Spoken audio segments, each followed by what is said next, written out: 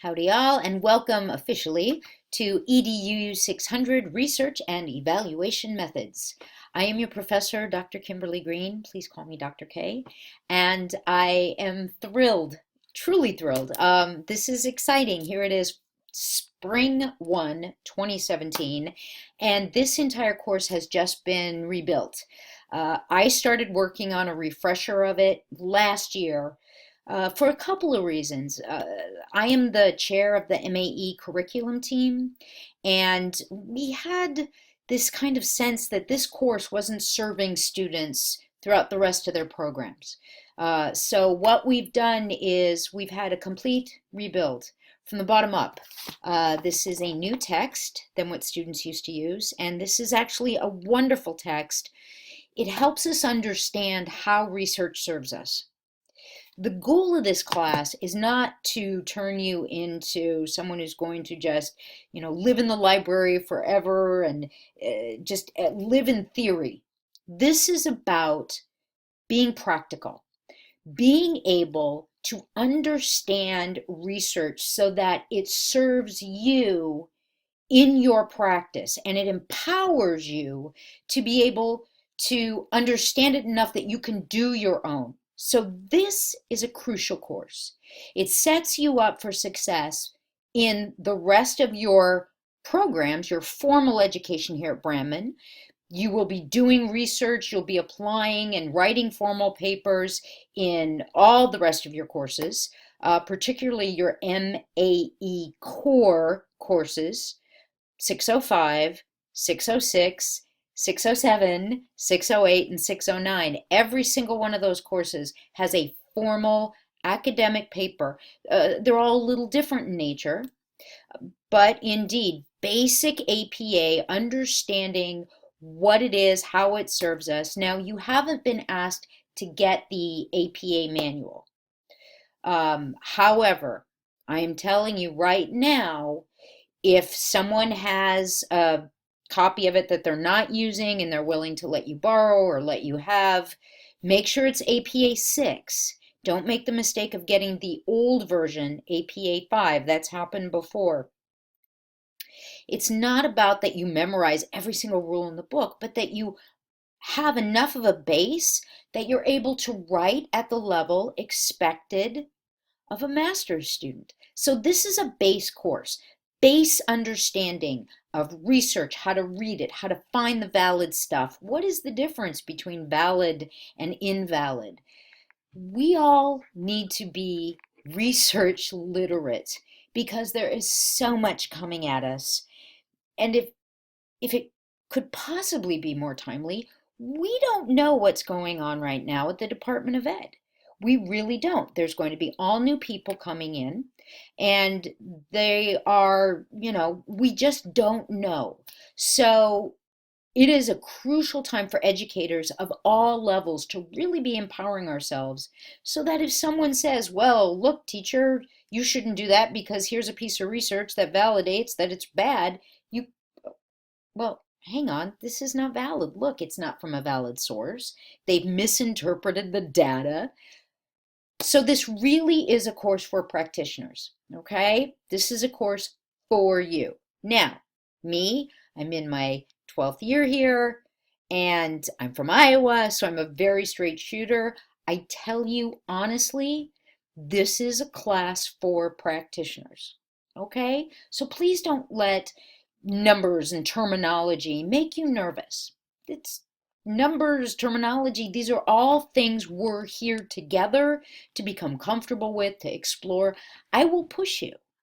I will push you to try new things and look at things that you may think you already understand from a different perspective. You're going to get a lot of feedback from me.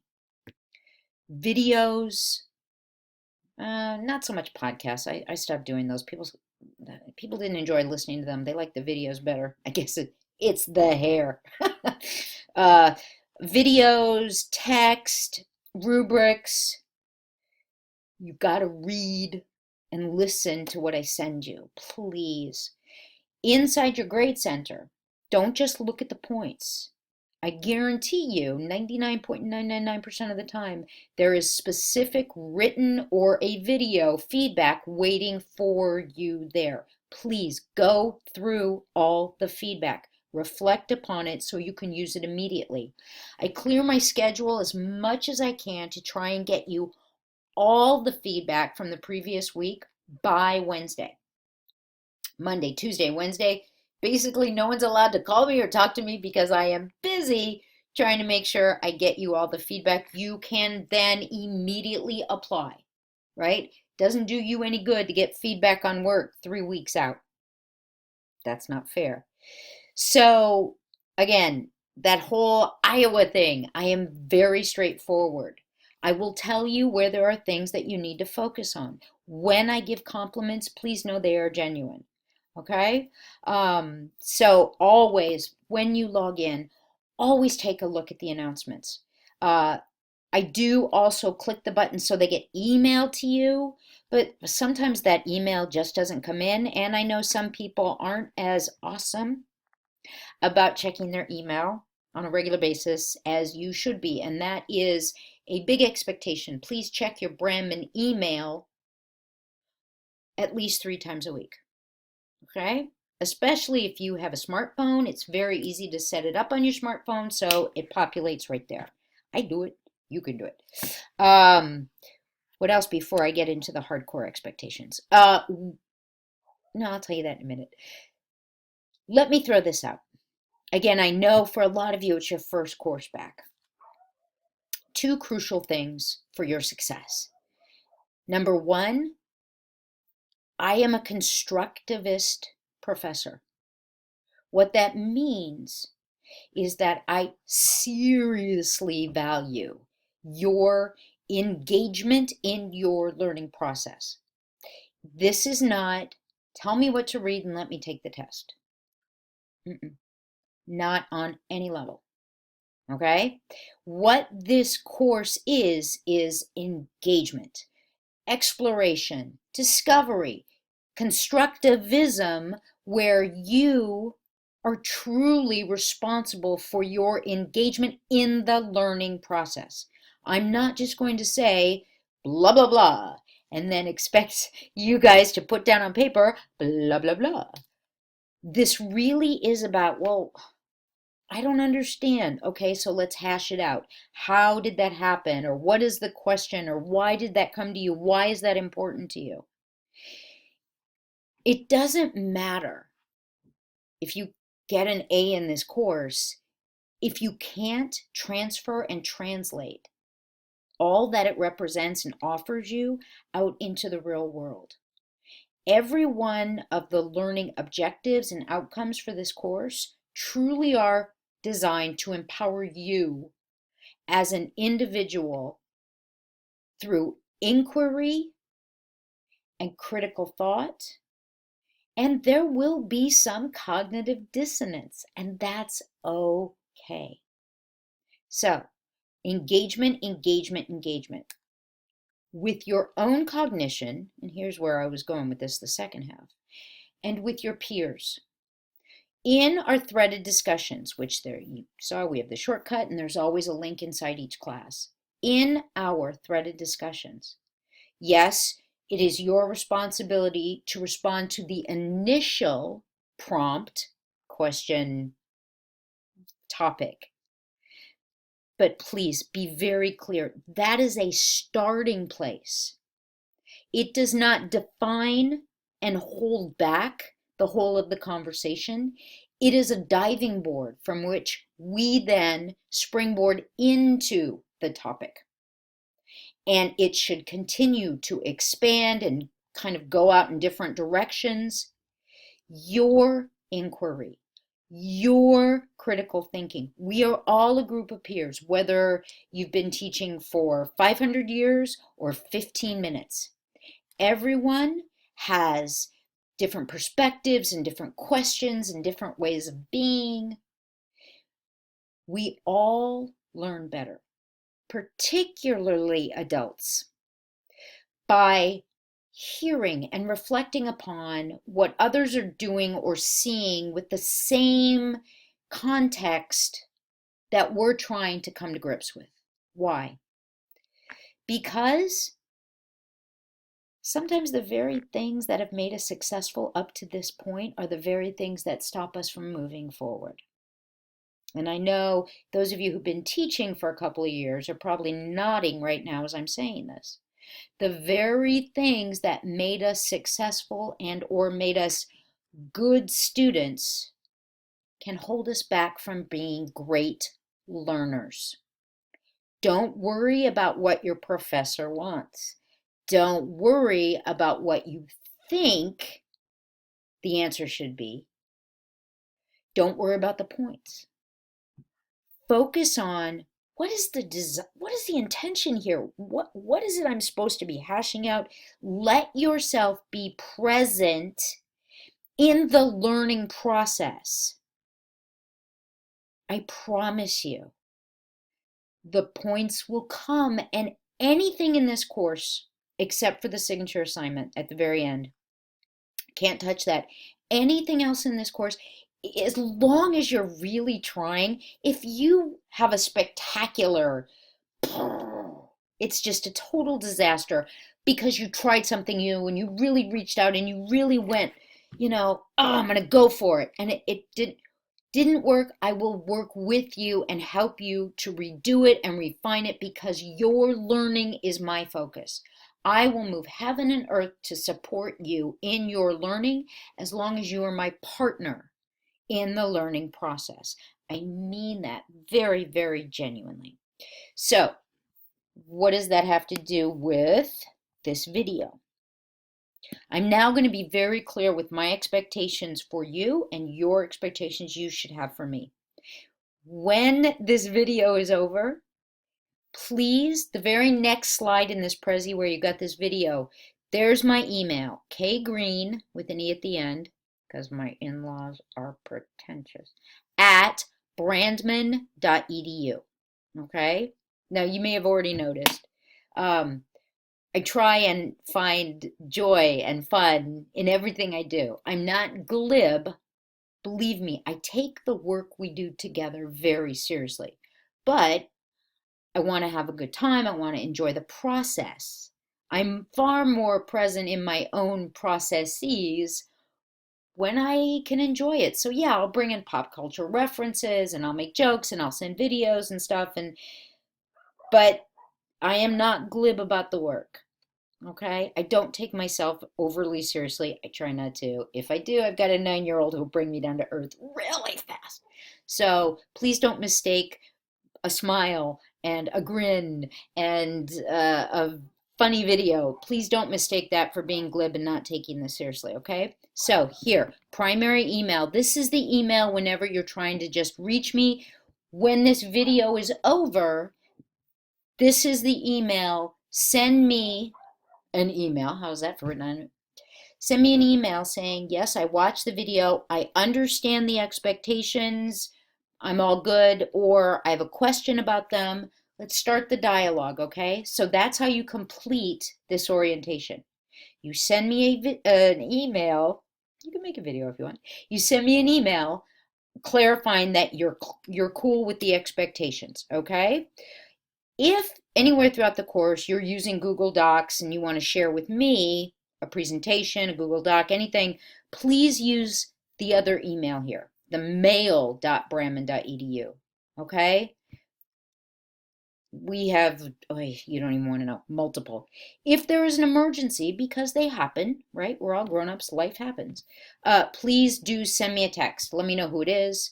Just send me a text, then we can go further with email. But emergencies happen. I mean a real emergency, not I have a headache, I'm going to bed tonight early, so I'm not going to get my paper in until tomorrow morning.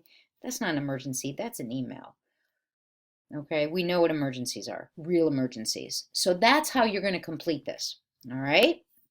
What is this whole expectations thing? I expect that you will bring your best self to this work.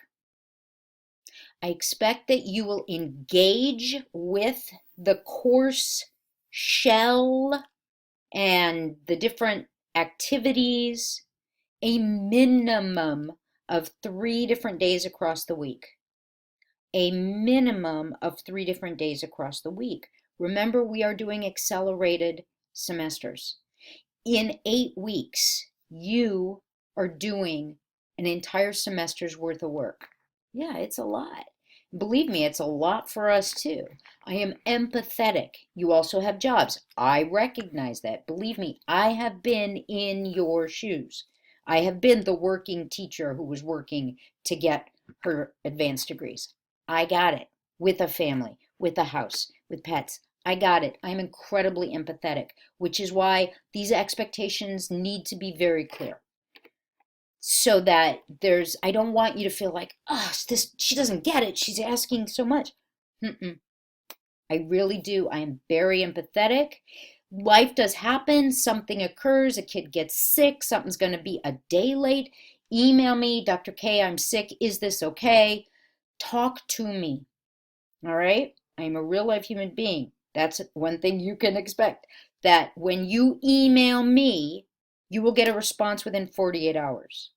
I am always working. And I have 2 computers. I have my iPhone. Just, there is no escape. You will get a response within 48 hours. If you haven't, that means I didn't get the email, which does happen.